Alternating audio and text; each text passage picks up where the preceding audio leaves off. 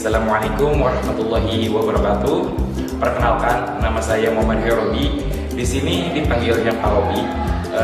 Untuk kali ini saya mengajar mata pelajaran pemrograman dasar. Apa itu pemrograman dasar? Simpelnya, kita membuat sebuah program dengan sebuah bahasa coding. Untuk bahasa coding sendiri ada banyak seperti Python, PHP, CSS, HTML, C++, dan lain hal sebagainya. Untuk sebelum kita masuk mengenal bahasa program, terlebih kita harus mengenal yang namanya logika dan algoritma. Apa itu logika dan algoritma? Simak video berikut ini. Halo, dalam video kali ini saya ingin menjelaskan tentang logika dan algoritma komputer. Dalam kompetensi dasar 3.1, yaitu menerapkan logika dan algoritma komputer, kita memiliki dua indikator. Indikator yang pertama adalah melaksanakan penulisan algoritma berdasarkan notasi penulisan algoritma. Indikator yang kedua, membuat program sederhana. Kita masuk pada pembahasan mengenai pengertian logika dan algoritma.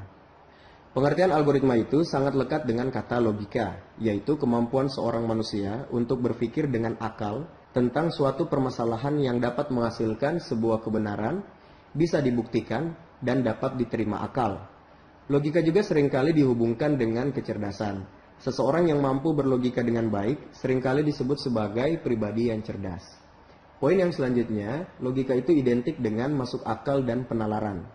Penalaran adalah salah satu bentuk pemikiran, di mana pemikiran ini adalah pengetahuan tak langsung yang didasarkan pada pernyataan langsung pemikiran mungkin benar dan mungkin juga tidak benar. Definisi logika itu sangat sederhana, yaitu ilmu yang memberikan prinsip-prinsip yang harus diikuti agar dapat berpikir valid menurut aturan yang berlaku. Poin yang ketiga, logika itu berasal dari bahasa Yunani yaitu logos yang berarti ilmu. Logika juga dapat diartikan sebagai ilmu yang mengajarkan cara berpikir untuk melakukan kegiatan dengan tujuan tertentu. Kita masuk pada pembahasan yang selanjutnya yaitu pengertian algoritma. Poin yang pertama, algoritma ini berasal dari nama ilmuwan Arab, yaitu Abu Ja'far Muhammad Ibnu Musa Al-Khwarizmi, penulis buku berjudul Al-Jabar wal Muqabalah. Kemudian, kata Al-Khwarizmi ini dibaca oleh orang barat menjadi algoritma, yang lambat laun menjadi algoritma, dan diserap ke dalam bahasa Indonesia menjadi algoritma. Poin yang kedua, algoritma menurut para ahli. Menurut Rinaldi Munir, algoritma adalah urutan langkah-langkah logis penyelesaian masalah yang disusun secara sistematis. Dari pengertian di atas dapat disimpulkan bahwa logika dan algoritma itu adalah ilmu yang mempelajari cara penyelesaian suatu masalah berdasarkan urutan langkah-langkah terbatas yang disusun secara sistematis dan menggunakan bahasa yang logis dengan tujuan tertentu. Nah, untuk lebih mudah memahami arti dari algoritma, dicontohkan sebuah permasalahan penukaran isi dari dua gelas. Diberikan dua buah gelas, yaitu gelas A dan gelas B, di mana gelas A ini berisi air teh dan gelas B berisi air kopi.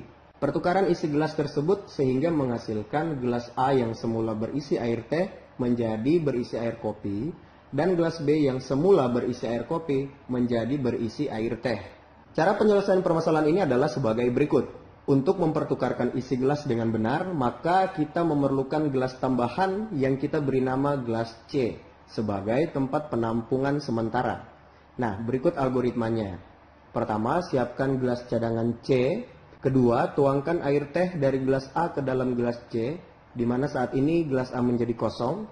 Yang ketiga, tuangkan air kopi dari gelas B ke dalam gelas A, di mana gelas B menjadi kosong. Dan yang keempat, tuangkan air teh dari gelas C ke dalam gelas B. Dari contoh ini dapat dilihat bahwa penyelesaian permasalahan penukaran isi dua buah gelas itu sangat sederhana. Di sini digunakan urutan langkah yang masuk akal atau logis, sehingga isi dari keduanya itu sudah berpindah media. Yang awalnya itu air teh berada di gelas A, pindah ke gelas B, dan air kopi yang berada di gelas B, pindah ke gelas A. Inilah yang dinamakan dengan algoritma, yaitu urutan penyelesaian sebuah permasalahan dengan urutan dan langkah yang logis dan masuk akal sehingga menghasilkan sesuatu langkah yang benar. Saat menggunakan logika, sebaiknya jangan berpikir terlalu rumit tentang sebuah masalah, karena belum tentu masalah itu serumit yang kita pikirkan. Pikirkanlah hal yang paling sederhana untuk menyelesaikan masalah itu, sehingga kita tidak terjebak dalam pemikiran rumit yang dibuat sendiri.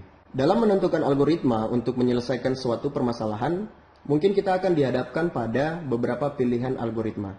Oleh karena itu kita harus memiliki rambu-rambu dalam menentukan pilihan algoritma. Pertimbangan dalam pemilihan algoritma itu adalah, yang pertama, algoritma haruslah benar. Artinya, algoritma akan memberikan keluaran sesuai seperti yang diharapkan dari sejumlah masukan yang diberikan. Jadi tidak peduli sebagus apapun algoritma itu, jika dia memberikan keluaran yang salah, maka sudah pasti algoritma tersebut bukanlah algoritma yang baik. Pertimbangan kedua yang harus diperhatikan adalah, kita harus mengetahui seberapa baik hasil yang dicapai oleh algoritma tersebut. Hal ini penting terutama pada algoritma yang memerlukan aproksimasi hasil, yaitu algoritma yang hasilnya hanya berupa pendekatan. Algoritma yang baik harus mampu memberikan hasil yang sedekat mungkin dengan nilai yang sebenarnya. Pertimbangan yang ketiga adalah efisiensi dari algoritma itu sendiri. Efisiensi algoritma dapat ditinjau dari dua hal, yaitu efisiensi waktu dan memori. Meskipun algoritma memberikan keluaran yang benar atau paling mendekati, tetapi jika kita harus menunggu lama untuk mendapatkan hasil, semisal dalam waktu berjam-jam, maka biasanya algoritma tersebut tidak akan menjadi pilihan yang utama. Karena pada dasarnya setiap orang itu menginginkan keluaran yang relatif cepat. Begitu juga dengan memori. Semakin besar memori yang terpakai, maka semakin jelek algoritma tersebut. Tujuan dari belajar logika dan algoritma ini adalah agar kita dapat membiasakan diri melakukan suatu perencanaan apabila menyelesaikan suatu masalah. Karena suatu permasalahan yang diselesaikan dengan suatu perencanaan yang matang, maka akan mendapatkan solusi yang lebih optimal dibandingkan menyelesaikan masalah tanpa menggunakan suatu perencanaan. Kita masuk pada pembahasan yang selanjutnya, yaitu mengenai ciri-ciri, sifat, dan struktur dasar algoritma. Kita bahas terlebih dahulu tentang ciri-ciri algoritma. Tidak semua langkah penyelesaian masalah yang logis itu dapat disebut sebagai algoritma. Menurut Donald E. Knuth, paling tidak algoritma itu mempunyai 5 ciri penting. Yang pertama itu finiteness atau keterbatasan, di mana algoritma itu harus berakhir setelah mengerjakan sejumlah langkah proses. Jadi tidak boleh algoritma itu tanpa batasan.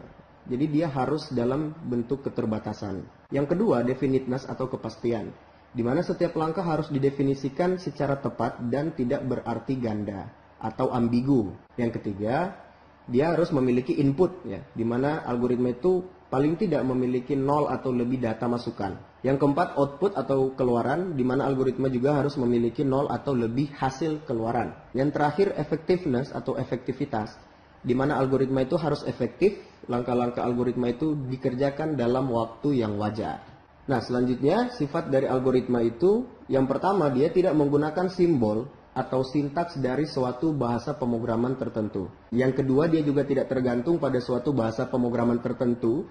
Yang ketiga, notasi-notasinya dapat digunakan untuk seluruh bahasa manapun. Dan yang keempat, algoritma dapat digunakan untuk merepresentasikan suatu urutan kejadian secara logis dan dapat diterapkan di semua kejadian sehari-hari. Kita masuk pada pembahasan yang selanjutnya, yaitu struktur dasar algoritma. Yang pertama, ada yang namanya runtunan atau sequence. Nah, sebuah runtunan ini terdiri dari satu atau lebih instruksi, di mana setiap instruksi itu dikerjakan secara berurutan sesuai dengan urutan penulisannya. Yakni sebuah instruksi itu dilaksanakan setelah instruksi sebelumnya sudah selesai dikerjakan. Urutan dari instruksi ini akan menentukan hasil akhir dari suatu algoritma. Bila urutan penulisan berubah, maka mungkin juga hasil akhirnya berubah.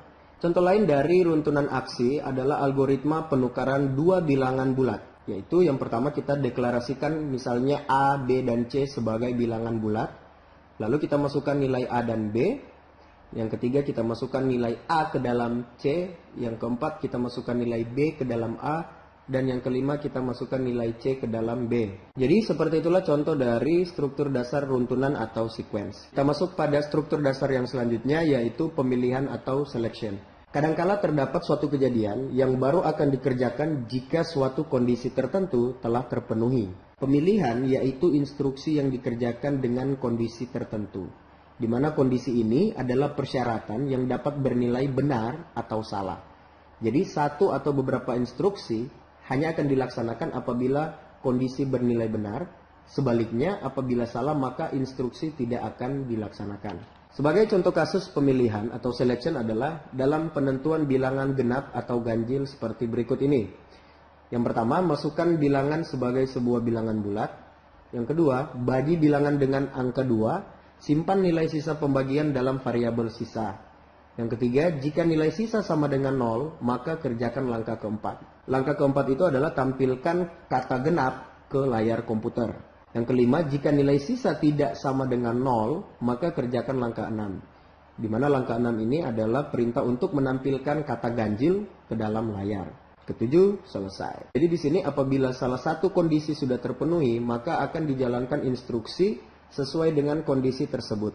Struktur dasar yang selanjutnya yaitu pengulangan atau repetition.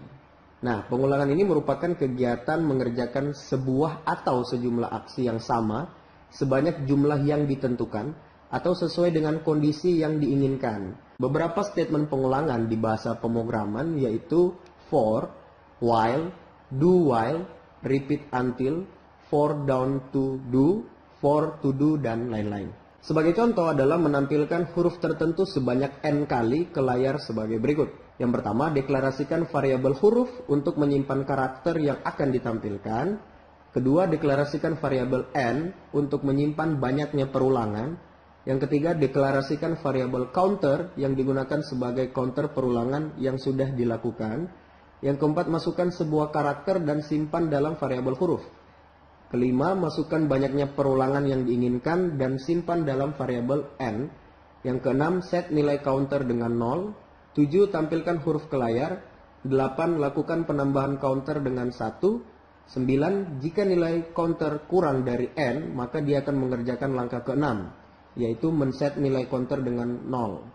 Yang ke-10, jika nilai counter sama dengan n, maka selesai. Oke, sampai di sini dulu untuk video pembelajaran kali ini. Kita akan berjumpa lagi pada video-video pembelajaran selanjutnya. Sekian dan terima kasih.